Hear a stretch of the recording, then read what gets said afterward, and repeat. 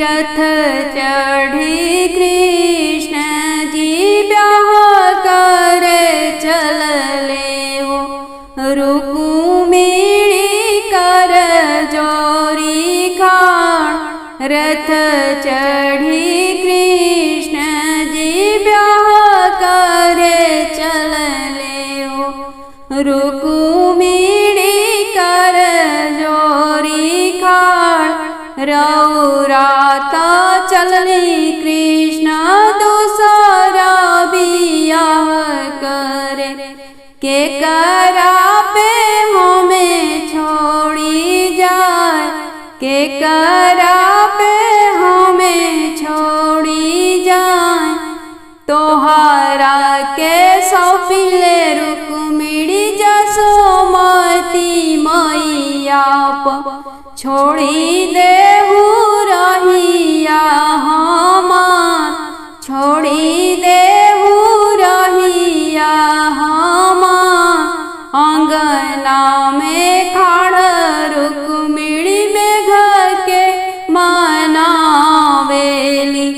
बरी साहू मेघ हराय, बरी साहू मेघ हराय। मोर कृष्ण चलले हो दूसरा बियाह करे। कैसे भाला हम जी पाए, कैसे भाला हम जी पाए। आइल बुनी बरखा भिजे मौरी कृष्ण जी के।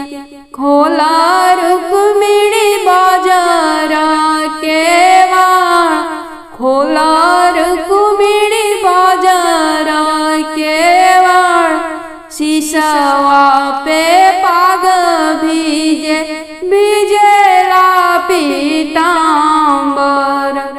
बासे के बांसुरिया भींजे हाथ, बासे के बांसुरिया भींजे हाथ। अंगना बहारत चरिया लौड़िया असोरावा बिछाई दे पुआल, असोरावा बिछाई दे पुआल। सोई रह प्रभु जी पुआल बिछवना हो। नहीं खोलबी बजर के वाण, नहीं खोलब बजर के वाण।